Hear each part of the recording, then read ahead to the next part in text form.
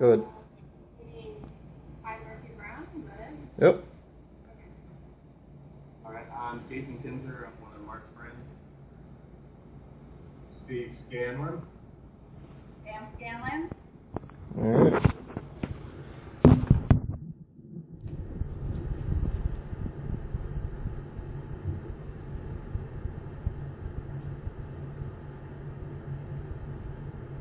Peanut butter jelly time, peanut butter jelly time, peanut butter jelly time.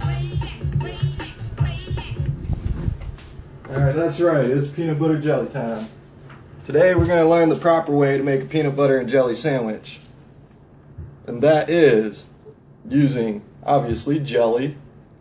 Maybe not so obvious, peanut butter or Nutella will do. And then you'll also need some bread. I like to try and eat healthy, so I use wheat bread. Good stuff here. And a butter knife. Some people think it's alright to use a fork. That is not alright. Or a spoon. Spoon is not alright. You won't get the proper spread. We'll go ahead and demonstrate that. So let's get started. Personally, I actually like to start with the peanut butter. That way, after I spread, I can use the other piece of bread to clean off my knife.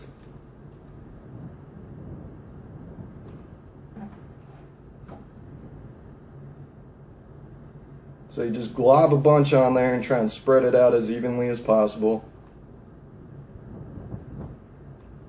And then once you got that, you just take your other piece of bread and wipe off your knife. Then you take your jelly, which isn't open,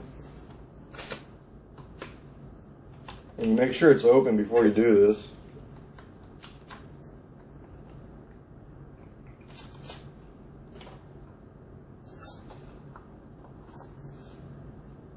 Then once you got your jelly open, you just squirt a lot on here.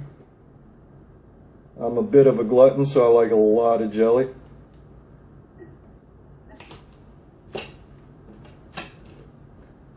And then you try and spread that out as evenly as possible as well. This way, every bite is just as delicious as the last.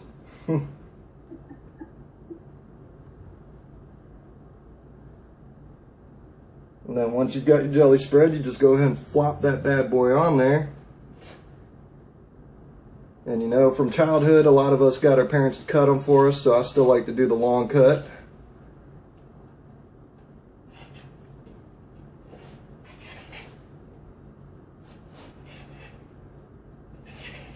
And there you have it. That's the proper way to make a peanut butter and jelly sandwich.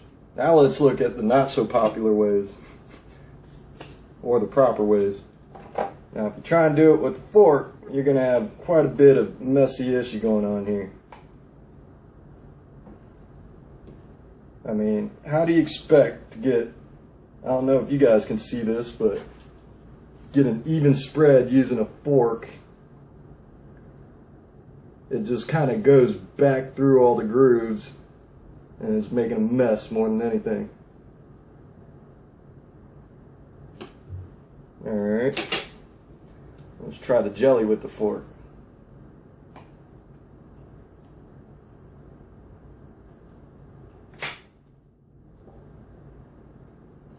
Kind of wish y'all were here to help me eat these things after this, but yeah, the jelly just does the same thing and doesn't spread at all.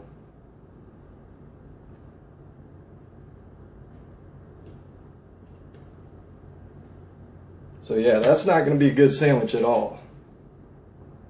But if you have any children, especially redheaded ones, you can do that for them.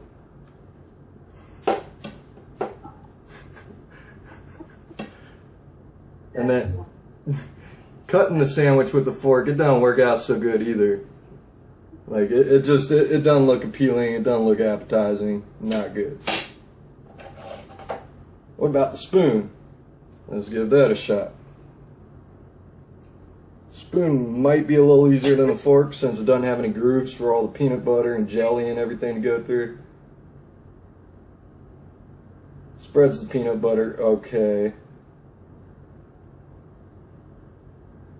not the greatest thing in the world, but not completely awful either. And you can't exactly wipe it off either because it's got the huge dip in it.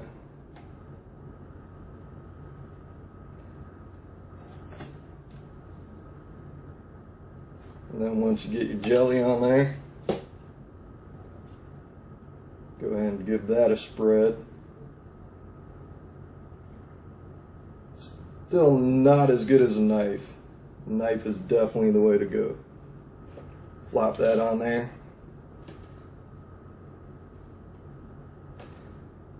And give this a little cut. Spoon doesn't exactly cut too well either. It doesn't help that the bread's a little bit stale. And there you go. Both the fork and spoon made a terrible mess out of these sandwiches, while the knife still looks pretty good. I think I might actually eat it. But that's pretty much it for peanut butter jelly sandwiches. The only other thing I could recommend is if you do have children, I know most kids don't like crust on their sandwich, you can go ahead and use the knife to cut that off too. Probably best to do it after you make the sandwich, not before. Other than that, that's how you make a peanut butter sandwich. Make sure y'all are still watching.